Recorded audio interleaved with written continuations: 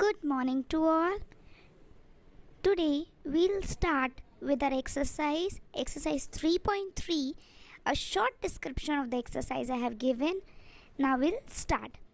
Given a parallelogram ABCD, ये ABCD parallelogram है. Complete each statement with the definition or property used. इस parallelogram की property. पहला question, AD equals to dash. आपको देखना है कि AD जो है हमारी लाइन है वो किसके बराबर होगी. वो बराबर होगी CB के. Right. So AD equals to CB या PC. Opposite sides are equal in the parallelogram. Right. अब question second, angle DCB. Angle DCB कौन सा होता है? Angle DCB. ठीक है. तो ये जो एंगल है ये किसके बराबर होगा? Angle DAB. राइट. ये जो मैंने मार्क किया ना, एंगल DAB के बराबर होगा. राइट. फिर अपोजिट एंगल्स आर इक्वल है ना पैरेललोग्राम. अब OC ढूंढो कहाँ है? OC. ठीक है. OC किसके बराबर होगा? OC बराबर होगा OA के. Very good. तो OC equals to OA. Diagonals bisect each other. ये है एक पैरेललोग्राम की डायगोनल्स. ठीक है. फिर नेक्स्ट आएगा question, angle DAB plus angle CDA. Angle DAB plus angle CDA. ठीक है ना. मतलब कि ये आमने सामने की दो एंगल्स, ये दोनों. ठीक है. ये दोनों, तो ये दोनों एंगल्स को प्लस करो तो आंसर क्या होगा? आंसर आएगा 180 डिग्री. क्यों? क्योंकि एडजेसेंट एंगल्स आर सप्लीमेंट्री. ठीक है. आजू बाजू एंगल्स को प्लस करो तो दोनों का सम 180 डिग्री होता है. ठीक है. तो आंसर आएगा एडजेसेंट एंगल्स आर सप्लीमेंट्री. ठीक है. फिर 180 डिग्री का आंसर आ गया. सो दिस इज, ये दोनों प्लस करो तो आंसर आ जाएगा 180 डिग्री. राइट. और दोनों 90 डिग्री भी होते हैं because it is a parallelogram. अब आते क्वेश्चन नंबर 2 पे. Consider the following parallelogram, find the values of unknown x and y and z. अब आपको वैल्यूज़ फाइंड आउट करनी है. ठीक है. अब वैल्यूज़ फाइंड आउट कैसे करोगे? पैरेललोग्राम की आपको प्रॉपर्टी सोचनी है. ठीक है. तो हम क्या करेंगे, पहला देखेंगे. फर्स्ट देखेंगे हम क्या लिखेंगे. लिखेंगे कि एंगल D और एंगल B. ठीक है. Y जो एंगल है इक्वल्स टू 100 डिग्री. 100 डिग्री कैसे हो जाएगा? Opposite angles are equal. ठीक है ना. In a parallelogram opposite angles are equal. आमने सामने के एंगल्स इक्वल होते हैं. तो जो B एंगल 100 है तो सामने वाला बिल्कुल सामने कौन सा है? Y. तो Y 100 होगा. अब next, angle Z plus 100 equals to 180 degree. Angle Z ढूंढो कहाँ है? Angle Z plus 100 plus equals to 180 degree. तो अपन क्या बोलेंगे? Adjacent angles are supplementary. ठीक है. अभी अपन ने पढ़ा था एडजेसेंट एंगल्स आर सप्लीमेंट्री. तो एंगल Z और Y एंगल को प्लस करो तो 180 डिग्री आएगा. ठीक है. तो हमने क्या किया, एंगल Z और B एंगल को प्लस करो तो भी 180 डिग्री आएगा. ये दोनों भी एडजेसेंट हैं. तो आंसर आ गया, एंगल Z आएगा 180 डिग्री माइनस 100. तो आएगा Z इक्वल्स टू 80 डिग्री. ठीक है. तो अब Z भी निकल गया. Very good. Z निकल गया ना, मैंने बॉक्स बना दिया. अब आते हैं Z. Z equals to X. Opposite angles, वही जो हमने ऊपर लिखी थी property. Angle Z equals to angle X. तो आएगा अपोजिट एंगल्स आर इक्वल. तो angle Z equals to angle X 80 degree आ गया. लिख दिया उसका reason, opposite angles are equal. Right. तो ये हमारा क्वेश्चन हो गया, क्वेश्चन नंबर 2. अब question number next, second part. Second part में भी X और Y और Z की वैल्यू निकालनी है. हमने लिखा है एंगल 50 डिग्री प्लस X. ठीक है. ये दोनों, इन दोनों को प्लस करो, आंसर आएगा 180 डिग्री. वही हमारा रीज़न. रीज़न क्या है हमारा? रीज़न है अपोजिट एंगल्स. राइट. तो हमारा जो रीज़न आएगा वो जो होता है ना आजू बाजू के एंगल्स, एडजेसेंट एंगल्स. तो एडजेसेंट एंगल्स आर सप्लीमेंट्री. ठीक है ना. Adjacent angles are supplementary. तो हाँ, अब क्या करेंगे, x की वैल्यू निकालनी, x लिखेंगे, 50 यहाँ है तो इस साइड जाके माइनस में हो जाएगा, 180 माइनस 50 हो जाएगा, तो आंसर क्या आएगा, आंसर 130। ठीक है, अब एंगल x आ गया, बॉक्स बना लो, एंगल x आ गया 30 डिग्री। अब angle x equals to angle y, ठीक है, तो आ जाएगा, हम लिखेंगे opposite angles of a parallelogram, opposite angles of a parallelogram are equal. तो अगर एंगल x 130 डिग्री है तो एंगल y भी 130 डिग्री हो जाएगा ऑटोमेटिकली। तो आ जाएगा हमारा आंसर कि angle x equals to angle y, ठीक है ना। ये पैरेललोग्राम का साइन होता है, डबल एल जी एम।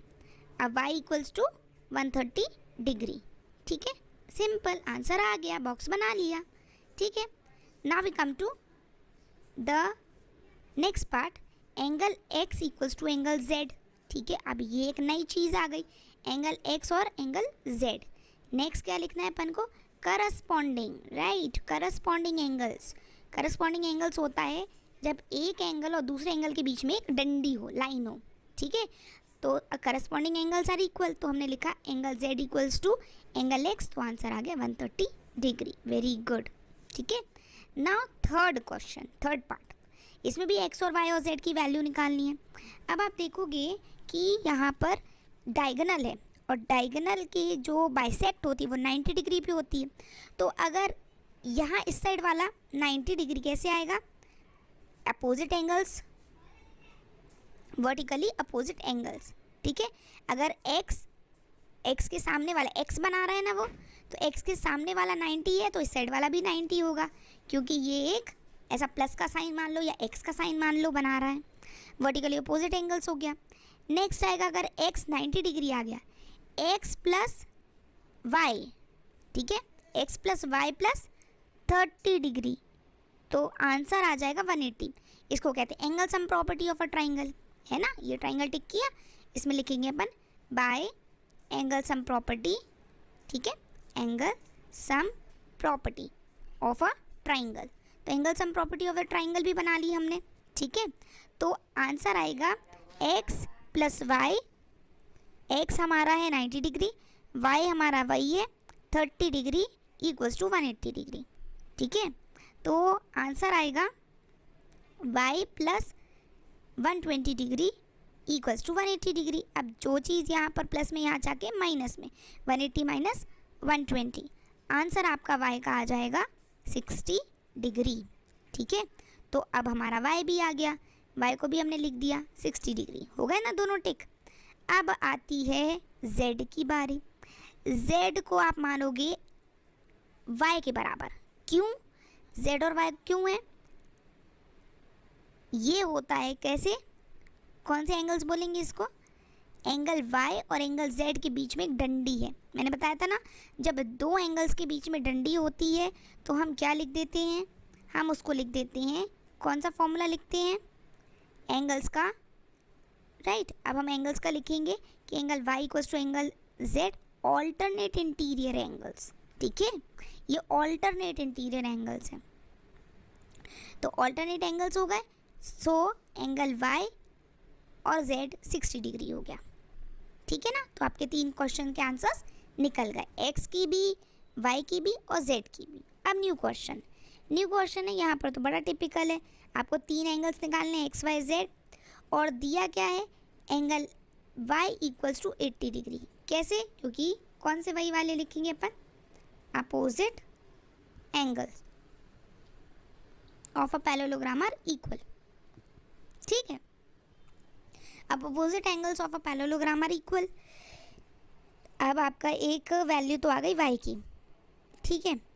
अब z क्या रहेगा, z भी 80 डिग्री है, क्यों, z 80 डिग्री इसलिए आया क्योंकि दो एंगल्स हैं और दो एंगल्स के बीच में एक डंडी है, मतलब z और 80 डिग्री के बीच में डंडी है, तो आएगा करस्पॉन्डिंग एंगल्स, लिख दिया मैंने करस्पॉन्डिंग एंगल्स। अब x plus 80 degree equals to 180 degree, supplementary angles, इन दोनों को प्लस करो तो आंसर आएगा, हाँ ये वाला x वाला और 80 डिग्री को प्लस करो तो आ जाएगा एडजेसेंट एंगल्स आर सप्लीमेंट्री, ठीक है ना। तो एडजेसेंट एंगल्स मतलब कि जो एक ही लाइन के आजू बाजू जो रहते हैं एंगल्स, एक ही लाइन पे जो एंगल्स होते हैं वो सप्लीमेंट्री होते हैं। दैट मीन्स दोनों को प्लस करो, आंसर 180 डिग्री आना चाहिए। ठीक है, तो 180 माइनस से 80 कर लिया तो हमारा एक्स का एंगल आ गया 100 डिग्री।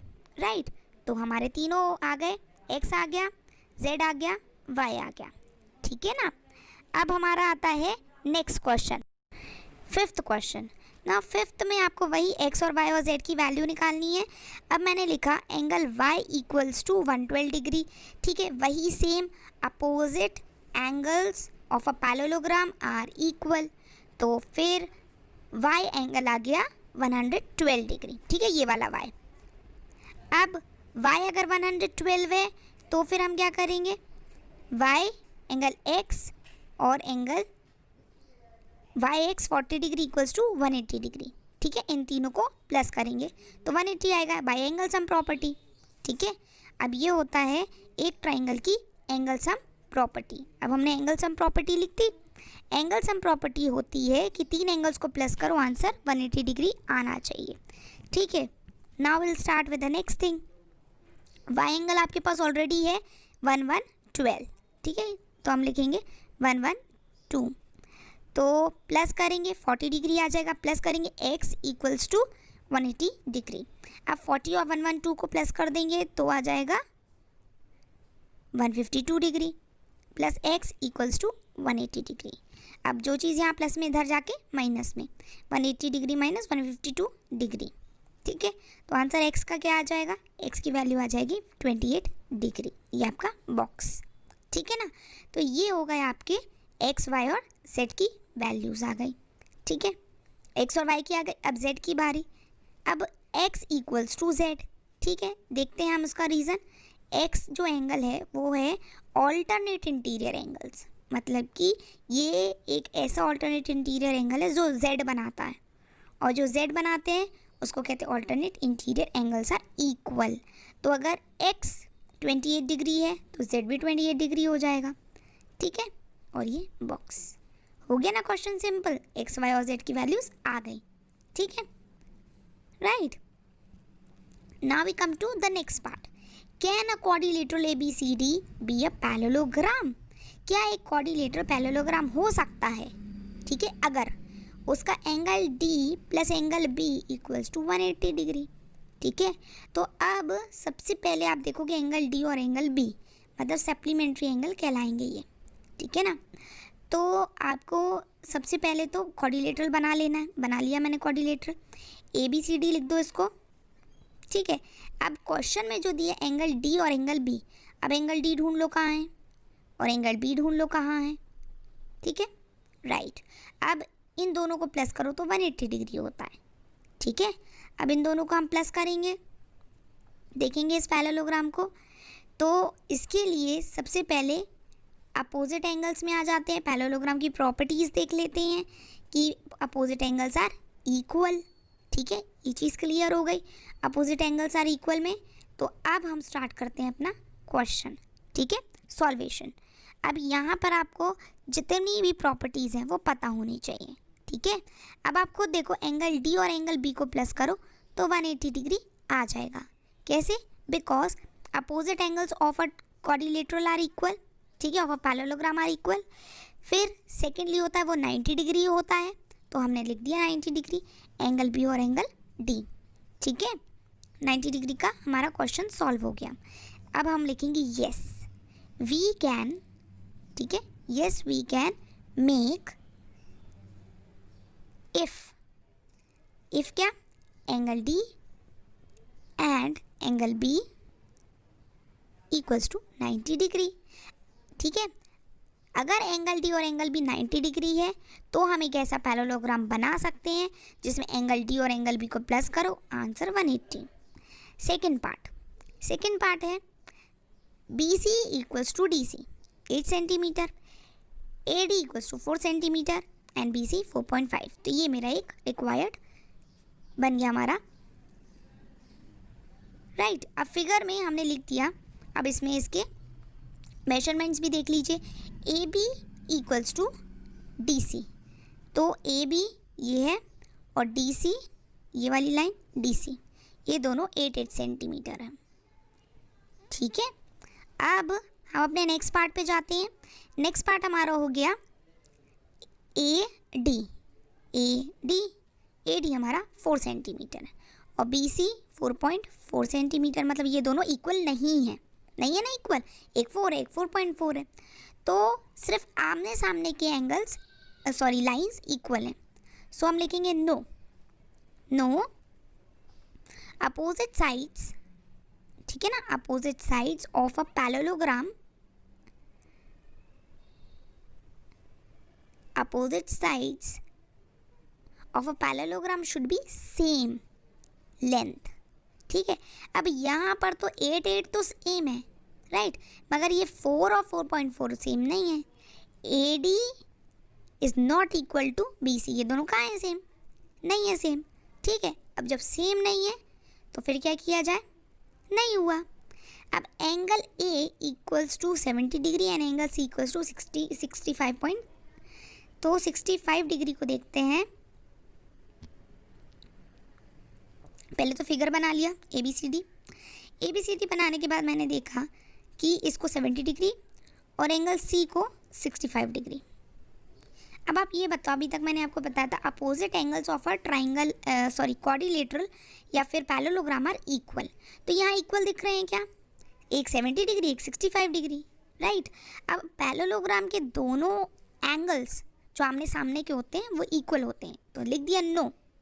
क्यों नो लिखा मैंने, क्योंकि एंगल A और एंगल C तो बराबर दिख ही नहीं रहा है, 70 डिग्री होना चाहिए था, तो लिखेंगे नो अपोजिट एंगल्स। ठीक है, अपोजिट एंगल्स मस्ट बी क्या, must be equal. Very good, ठीक है ना। तो यहाँ पर आपको दिख रहा है, नहीं दिख रहा, लेकिन angle A is not equal, बीच का साइन होता है नॉट इक्वल का, इक्वल्स टू एंगल C। ठीक है, बस finish. Now we come to question number 4. Draw a rough figure of a quadrilateral that is not a parallelogram but exactly the two opposite angles of equal measure. मतलब एक आपको एक rough diagram बनाना है जिसमें opposite angles equal होने चाहिए, मगर वो एक क्वाड्रिलेटरल नहीं है। अब सोचो कैसे बनाएंगे हम। ठीक है, अब कैसे बनाएंगे उसका हम एक शेप डिसाइड करेंगे कि क्वाड्रिलेटरल ऐसा कौन सा क्वाड्रिलेटरल है जिसके अपोजिट एंगल्स होते हैं बट, ठीक है, वो क्वाड्रिलेटरल नहीं होता। तो ये आ जाएगा क्या, हमारा काइट शेप का। काइट शेप के अपोजिट एंगल्स इक्वल हैं, ठीक है, उसकी अपोजिट साइड्स भी इक्वल होती है, ठीक है ना, not opposite, adjacent sides equal होती हैं, अपोजिट एंगल्स इक्वल होते हैं। ठीक है, बट ये एक पैरेललोग्राम नहीं होता। इसको आप क्वाड्रिलेटरल बोल सकते हो बट पैरेललोग्राम नहीं है। ठीक है, राइट। अब ये पैरेललोग्राम नहीं रहा तो लिखेंगे हम angle B equals to angle D। सामने के जो हमारे एंगल्स हैं वो इक्वल है। ठीक है, फिर इससे हम प्रूव कर सकते हैं कि angle B equals to angle D और angle A is not equal to angle C। ठीक है ना, पैरेललोग्राम के दोनों एंगल्स इक्वल होते हैं, मतलब आमने सामने के जितने दिख रहे हैं ना वो इक्वल होते हैं। ये दोनों तो नहीं है, तो ये दोनों नहीं है, तो इस चक्कर में द थिंग इज़ कि ये ऐसा एक रफ डायग्राम है जो क्वाड्रिलेटरल तो बनाता है मगर ये एक क्या नहीं है, ये काइट है। ठीक है ना, ये काइट है, राइट। तो हम लिखेंगे काइट इज़ अ क्वाड्रिलेटरल जो पैरेललोग्राम नहीं होता। ठीक है ना, राइट। अब हम देखते हैं कि ये क्वेश्चंस कैसे और क्यों पुटअप किए जाते हैं। ड्रॉ रफ डायग्राम, रफ हमने ड्रॉ किया और ये सारे क्वेश्चंस आप सॉल्व करोगे, ठीक है, with me. Thank you and have a nice day.